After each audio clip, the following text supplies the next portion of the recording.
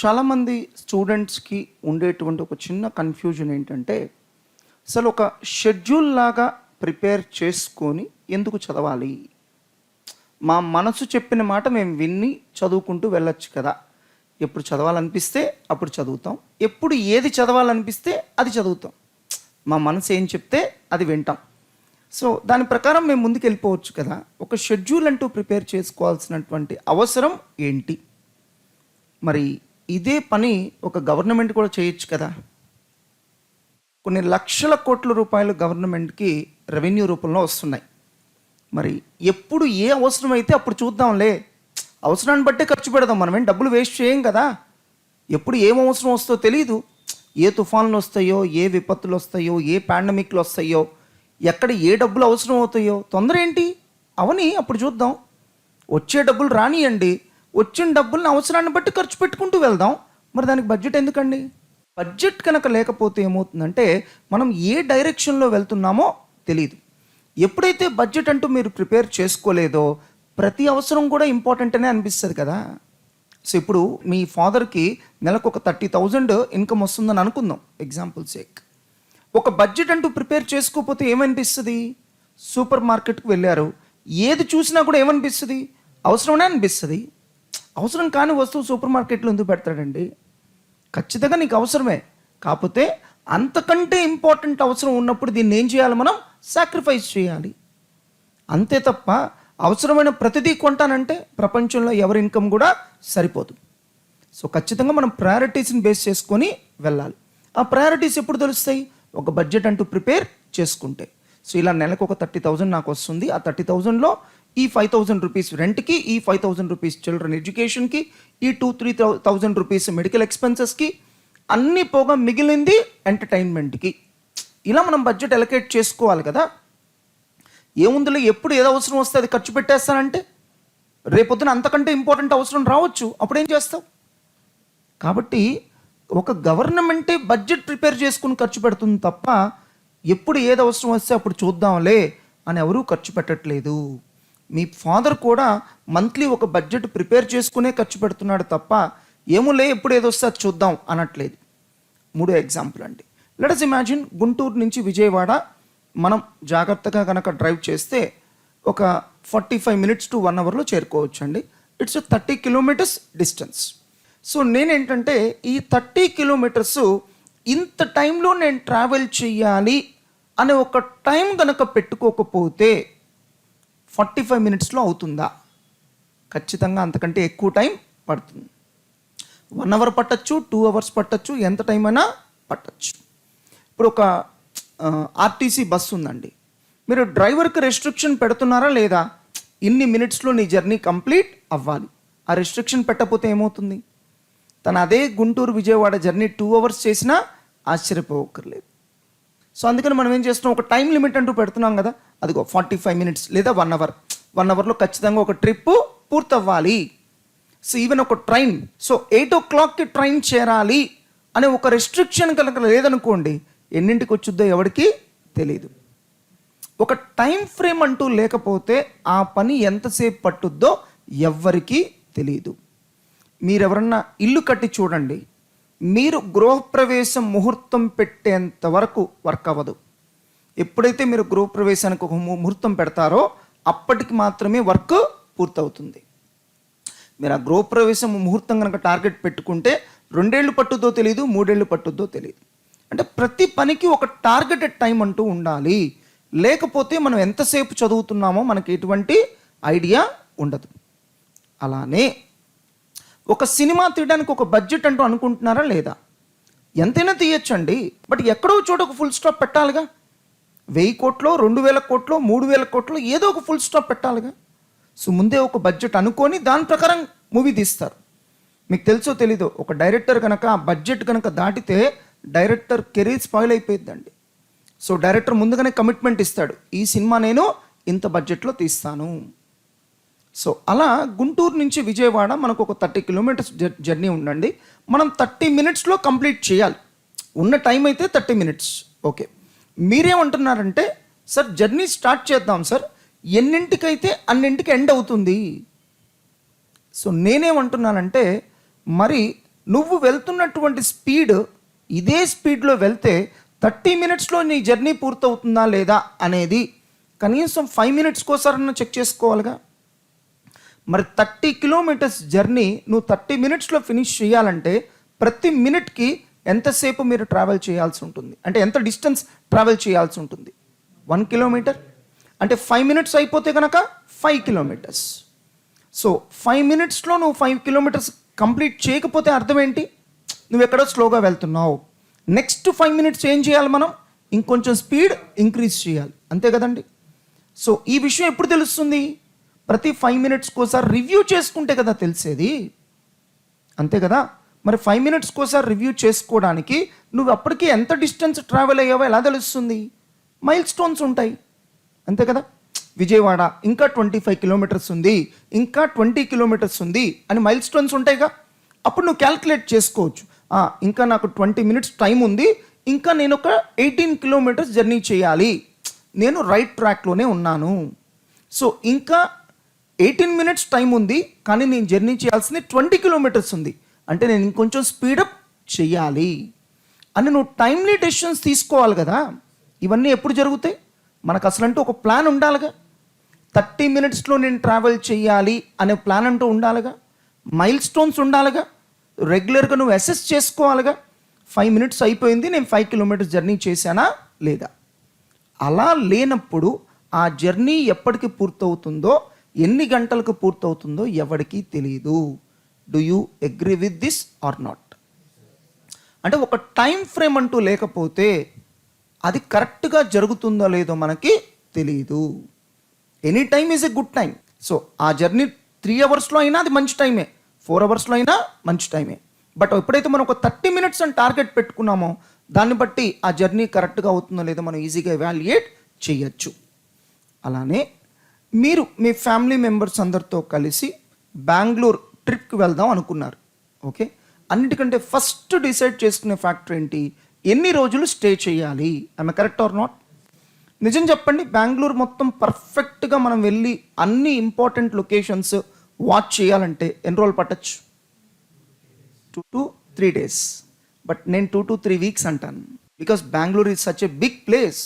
అది ఎంత పెద్ద సిటీ అంటే 2 to 3 daysలో నువ్వు మహా అయితే జస్ట్ కొన్ని బేసిక్ ఏరియాస్ మాత్రమే చూడగలవు తప్ప అన్ని ఏరియాస్ చూడడం సాధ్యపడదు. అంటే బెంగళూరు మొత్తం చూసాము అని మీరు అనుకుంటారు, బట్ బెంగళూరు మొత్తం చూడడం సాధ్యపడుతుందా? నో. బెంగళూరులో ఉండేవాడికి కూడా సాధ్యపడదు. మరి ఏ బేసిస్ మీద డిసైడ్ చేస్తున్నారు? ఏ ప్లేసెస్ చూడాలి, ఏ ప్లేసెస్ చూడకుండా అవాయిడ్ చేయాలి, దేని ప్రకారం డిసైడ్ చేస్తున్నారు? ఏ గూగుల్కి వెళ్ళి కొట్టినా important places to visit in Bengaluru అని కొడితే చాంతాడంత లిస్ట్ వస్తుంది. మరి మీరు దేని బేసిస్గా తీసుకుని ఎవాల్యుయేట్ చేస్తున్నారు? ఇది వద్దులే, ఇది నెక్స్ట్ టైం చూద్దాం, ఇది ఇప్పుడు చూద్దాం అని ఏ బేసిస్ మీద మీరు ఎవాల్యుయేట్ చేస్తున్నారు? No. Number of days of stay importance కాదు అక్కడ, number of days of stay. మనం 3 days ఉండాలనుకున్నప్పుడు ఏం చేస్తాం? చాలా ఇంపార్టెంట్ ఏరియాస్ మాత్రమే చూస్తాం. 5 days అన్నప్పుడు కొన్ని అన్ఇంపార్టెంట్ కూడా యాడ్ అవుతాయి. 10 days అన్నప్పుడు ఇంకొంత అన్ఇంపార్టెంట్ కూడా యాడ్ అవుతాయి, అవునా కాదమ్మా? అంటే ఈ ప్లేస్ చూడాలా లేదా అనేది దేన్ని బట్టి డిసైడ్ అవుతుందంటే ఎన్ని డేస్ మీరు స్టే చేయాలి అనుకుంటున్నారు. 3 days అనుకున్నప్పుడు చాలా ఇంపార్టెంట్వి చూస్తాం, 10 days అనుకున్నప్పుడు అన్ఇంపార్టెంట్వి కూడా చూస్తాం. అంటే టైం అవైలబిలిటీని బట్టి ఏం చూడాలో డిసైడ్ చేస్తాం. మరి అట్లనే ఇక్కడ కూడా టైం అవైలబిలిటీని బట్టే డిసైడ్ చేయాలి కదా, ఏం చదవాలి, ఏం వదిలేయాలి. ఉన్న టైం అదే కదా, నువ్వు ఎక్స్ట్రా టైం ఏం తీసుకురాలేవు కదా. So revision exam schedule prepare చేసుకోవడం ఎందుకు ఇంపార్టెంట్ అంటే ఇది రీజన్స్ అండి. ఒక షెడ్యూల్ అంటూ ప్రిపేర్ చేసుకుంటే ఒక్కొక్క షెడ్యూల్లో ఉండే ఒక్కొక్క రివిజన్ ఎగ్జామ్ ఒక మైల్ స్టోన్ లాగా పనిచేస్తుంది. ఆ మైల్ స్టోన్ని నువ్వు 1 minute కనుక క్లియర్ చేయగలిగితే నువ్వు జర్నీ కూడా with in the time clear చేయగలిగే ఛాన్సెస్ ఉన్నాయని చెప్పచ్చు. గుంటూరు టు విజయవాడ మనం 30 minutes వెళ్ళాలనుకున్నాం, ఫస్ట్ మినిట్లో 1 kilometer అయిపోయింది అంటే మోస్ట్ ప్రాబబ్లీ నువ్వు విత్ ఇన్ ద టైంలో జర్నీ కంప్లీట్ చేస్తావు. అది లేట్ అయితే డెఫినెట్గా జర్నీ టైం కూడా లేట్ అయిద్దనేగా అర్థం. అంటే మరి ఏం చేయాలి? నెక్స్ట్ మినిట్ ఇంకొంచెం స్పీడ్గా డ్రైవ్ చేయాలి, నెసరీ కరెక్టివ్ యాక్షన్ మనం తీసుకోవాలి. అదే మనం ఈ మైల్ స్టోన్సే లేకపోతే మనం ఏ జర్నీ చేస్తున్నామో తెలియదు, అసలు రైట్ డైరెక్షన్లో వెళ్తున్నామో తెలియదు, రైట్ స్పీడ్లో వెళ్తున్నామో లేదు తెలియదు, ఇదే స్పీడ్లో వెళ్తే డెస్టినేషన్ చేరుకుంటామా లేదా తెలియదు. అలానే మీ ప్రిపరేషన్ కూడా పుస్తకం ఓపెన్ చేసి నాకు నచ్చింది చదువుకుంటాను, నచ్చినంతసేపు చదువుకుంటాను కుదరదు. ఎందుకంటే ఇక్కడ అవైలబిలిటీ ఆఫ్ టైం అనేది చాలా లిమిటెడ్. ఇదేదో ఒక నావెల్ చదవడం కాదు కదా, నాకు మనసుకు నచ్చినట్టు చదువుకుంటాను, రోజుకు ఒక పేజీ చొప్పున 2 ఏళ్ళు చదువుకుంటాను. చదువుకో, ఒక నావెల్ అయితే చదువుకో, కానీ ఇట్లా కుదరదుగా. ఇక్కడ ఎగ్జామ్ రాయాలి కదా, ఎగ్జామ్కి ఒక టైం ఫ్రేమ్ ఉంటుంది కదా, ఆ టైం ఫ్రేమ్ లోపలే మనం సిలబస్ కంప్లీట్ చేయాలి. ప్రతి చాప్టర్కి ఒక లిమిటెడ్ అమౌంట్ ఆఫ్ టైం మాత్రమే ఇవ్వగలం. సో మేము ఒక రివిజన్ షెడ్యూల్ ఏం చేస్తామంటే ఉన్న టైంని ఈ చాప్టర్స్కి వాటి యొక్క ఇంపార్టెన్స్ని బట్టి ఎలకేట్ చేస్తాం. ఉదాహరణకి ఒక పార్ట్నర్షిప్ అకౌంట్స్ అనే చాప్టర్ ఎన్ని గంటలు ప్రిపేర్ అవ్వాలి అనేది అవైలబిలిటీ ఆఫ్ టైం బట్టి ఆధారపడి ఉంటుంది. నీకు చాలా టైం ఉంటే 4 రోజులు కూడా చదవచ్చండి, అంత డెప్త్ ఉన్న చాప్టర్ అది. లిమిట్ ఎక్కడికి? మీరు మీ ఫ్యాకల్టీ క్లాస్ చెప్తున్నారు కదా, ఆ రేంజ్లో నీకు పర్ఫెక్షన్ రావాలంటే 2-3 నెలలు కూడా పట్టచ్చు. కేవలం స్టడీ మెటీరియలే కాదు, ఇంకో 2-3 పుస్తకాలు కూడా చదవాల్సిన అవసరం రావచ్చు. ఎస్, ఆ రేంజ్లో నువ్వు ప్రిపేర్ అవ్వు, అంత టైం ఉంటే. సో ఉన్న లిమిటెడ్ టైంలో మనం ఏం చేయగలమో అదే చేయగలం. కానీ ప్రతి చాప్టర్ నేను అన్లిమిటెడ్గా ప్రిపేర్ అవ్వాలి, బెస్ట్గా ప్రిపేర్ అవ్వాలి. బెస్ట్ అంటే ఏంటి? దానికి ఎక్కడికి లిమిట్? ఇది చాలామంది స్టూడెంట్స్ అర్థం చేసుకోవట్లేదు. Got my point? ఆ టైం ఫ్రేమ్ని మేము తీసుకొస్తున్నాం using hour revision exam schedule. So ప్రతి రివిజన్ ఎగ్జామ్ ఒక మైల్ స్టోన్ లాంటిది. అది కనుక నువ్వు డెడ్లైన్ని మీట్ అయితే ఆటోమేటిక్గా సిలబస్ కూడా ఇన్ టైంలో కంప్లీట్ అవుతుందని ఒక చిన్న కాన్ఫిడెన్స్. ఏ ఒక్క రివిజన్ ఎగ్జామ్ నువ్వు డెడ్లైన్ని మీట్ అవ్వకపోతే మరి అది పైలప్ అయిపోతూ ఉంటుంది కదా, ఇంకా సిలబస్ నువ్వు సబ్సిక్వెంట్గా చదవడం కుదరదు కదా. చదవాలంటే ఏం చేయాలి? ఇంకొక 1-2 గంటలో నువ్వు ప్రిపరేషన్ టైం పెంచుకోవాలి. అట్ ఎనీ కాస్ట్ ప్రతి రివిజన్ ఎగ్జామ్కి ఇచ్చిన సిలబస్ని నువ్వు 100% పూర్తి చేయడానికి ట్రై చేయాలి. రిమెంబర్, రివిజన్ ఎగ్జామ్ వేరు, పబ్లిక్ ఎగ్జామ్ వేరు కాదు. నువ్వు పబ్లిక్ ఎగ్జామ్లో రాయాల్సిన సిలబస్నే ఇక్కడ చిన్న చిన్న పార్ట్స్గా డివైడ్ చేసి ఒక డెడ్ లైన్స్ అంటూ నీకు క్రియేట్ చేసాం. జస్ట్ లైక్ మన జర్నీలో ఎట్లయితే డెడ్ లైన్స్ పెట్టుకున్నామో అట్లా. సో దట్ నీకు తెలుస్తుంది whether you are going in the right direction and speed or not. ఇవే కనుక లేకపోతే నువ్వు పార్ట్నర్షిప్ అకౌంట్స్ 4 రోజులు చదివినా నీకేమనిపిస్తుంది? రాలేదురా, ఇంకా చదవాలరా. ఆ పర్ఫెక్షన్ నీకు ఎప్పటికీ రాదు, ఆ సాటిస్ఫాక్షన్ నీకు ఎప్పటికీ రాదు. ఎక్కడో చోట మనం ఫుల్ స్టాప్ పెట్టాలి. జస్ట్ లైక్ బెంగళూరుకి వెళ్ళాం, చూడాలనుకున్నాం, ఎన్ని రోజులు చూసినా బాగానే ఉంటుంది, ఎన్ని రోజులు చూసినా మనకు సంతృప్తి కలగదు. అందుకే కదా మళ్ళీ ఇంకోసారి బెంగళూరు వెళ్తాం, మళ్ళీ నెక్స్ట్ ఇయర్ ఇంకో 2 years తర్వాత మళ్ళీ వెళ్తాం. ఎందుకు ఆ సాటిస్ఫాక్షన్ కలగలేదు? అన్ని ప్లేసెస్ చూడలేం కదా, మనం ఉన్న 1 weekలో అన్నీ చూడలేం కదా. ఇంపార్టెంట్ అనిపించినవి చూసాం, మళ్ళీ నెక్స్ట్ టైము వేరే ప్లేసెస్ చూస్తాం. Got my logic? ఇది అంతేనండి. ఆ సాటిస్ఫాక్షన్ మీకు ఎప్పటికీ రాదు. పర్ఫెక్ట్గా వచ్చేసింది ఎప్పటికీ కుదరదండి. మనకున్న లిమిటెడ్ టైంలో కొంతవరకే మనం పర్ఫెక్షన్ సాధించగలుగుతాం. ఎగ్జామ్లో పాస్ అవ్వడానికి ఎంత కావాలో అంతవరకే చేద్దాం, అంతకు మించి అయితే మాత్రం ఇప్పుడు సాధ్యపడదు. సార్, మరి అదే రివిజన్ ఎగ్జామ్ షెడ్యూల్ మేము ప్రిపేర్ చేసుకోవచ్చు కదా, అంటే మీరే చేసుకోవచ్చుగా. మేమిచ్చే షెడ్యూల్నే మీరు ఎందుకు ఫాలో అవ్వాలి? మీ సొంత షెడ్యూల్ మీరు చేసుకోవచ్చు కదా. మీ సొంత షెడ్యూల్ మీరు చేసుకుంటే వచ్చే ఫస్ట్ ప్రాబ్లం ఏంటంటే you don't stick to that. అంటే మీకేమనిపిస్తుంది అంటే మన చేతిలో ఉన్న షెడ్యూలే కదా, లెట్ మీ మాడిఫై. సో ఏదన్నా ఒక చిన్న సమస్య వచ్చిందనుకోండి, యూ హ్యావ్ 2 options.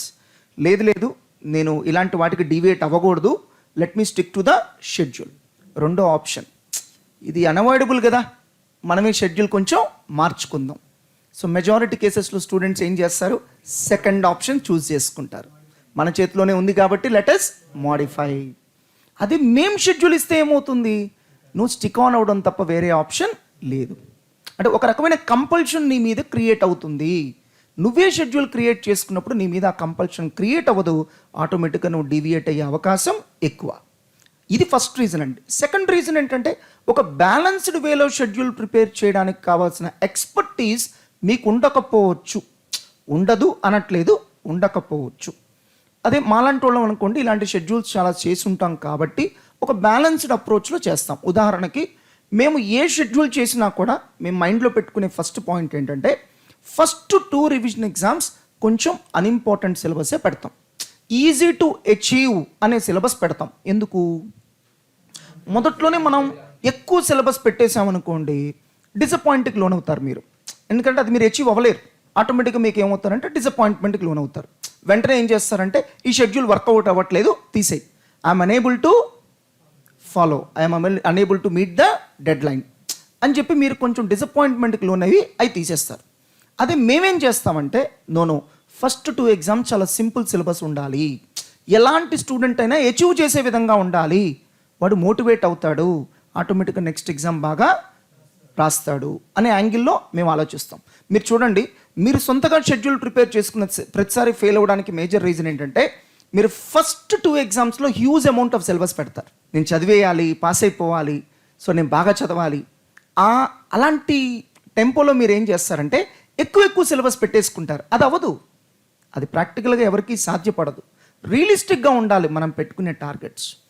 మేము ప్రిపేర్ చేసినప్పుడు అవన్నీ మైండ్లో పెట్టుకొని రియలిస్టిక్గా మీరు ఎక్కడ తప్పులు చేస్తారు అవన్నీ తెలుసుకొని మేము షెడ్యూల్ ప్రిపేర్ చేయడం జరుగుతుంది. అంటే ఒక బ్యాలెన్స్డ్ అప్రోచ్లో మేము ప్రిపేర్ చేయడం జరుగుతుంది. ఇది ఒక రివిజన్ ఎగ్జామ్ షెడ్యూల్ ప్రకారం ప్రిపేర్ అవ్వడానికి, మీకు నచ్చినట్టుగా ప్రిపేర్ అవ్వడానికి ఉన్నటువంటి డిఫరెన్స్. అండర్స్టూడ్? మార్కెట్లో కొంతమంది టెస్ట్ సిరీస్ అని సేల్ చేస్తుంటారు. అక్కడ ఎలా ఉంటుందంటే వాళ్ళు ఎలా ఇస్తారంటే టోటల్ అకౌంట్స్ సిలబస్ ఒక 4 క్వశ్చన్ పేపర్స్ మేము ఇస్తాం, మీకు నచ్చినప్పుడు రాసుకో. సో అకౌంట్స్ ఒక్కొక్క చాప్టర్కి ఒక క్వశ్చన్ పేపర్ ఇస్తాం, నీకు నచ్చినప్పుడు రాసుకో. సో దానివల్ల పెద్ద యూజ్ ఏం ఉండదు. అదే మా దాంట్లో ఏమవుతుందంటే మేము ఒక షెడ్యూల్ ఇవ్వడం వల్ల నువ్వు కంపల్షన్ క్రియేట్ చేస్తున్నావు, నువ్వు ఫాలో అయ్యే తీరాలి, డీవియేట్ అవ్వకూడదు అని. సో ఎప్పుడైతే టెస్ట్ సిరీస్లో ఎలా ఉంటుందంటే నువ్వు క్వశ్చన్ పేపర్స్ తీసుకొని నీకు నచ్చినప్పుడు రాయొచ్చు, మళ్ళీ సేమ్ ప్రాబ్లం వచ్చేసింది చూడండి. కాబట్టి అవేవి వర్కౌట్ అవ్వండి. మా దాంట్లో ఉన్నటువంటి షెడ్యూల్ ప్రకారం ఏదైతే చదివిస్తున్నామో అది మాత్రమే వర్కౌట్ అవుతుంది. ఇది మాస్టర్ మైండ్స్లో ఒక రివిజన్ ఎగ్జామ్ షెడ్యూల్ తీసుకొని దాని ప్రకారం ప్రిపేర్ అవ్వడం వల్ల వచ్చేటువంటి అడ్వాంటేజ్. అఫ్ కోర్స్ ఈ షెడ్యూల్ వల్ల కూడా అద్భుతాలు మీకు ఎప్పుడు జరుగుతాయంటే ప్రతి రివిజన్ ఎగ్జామ్ని మీరు పబ్లిక్ ఎగ్జామ్ అంత సీరియస్గా తీసుకోవాలి, అంతే.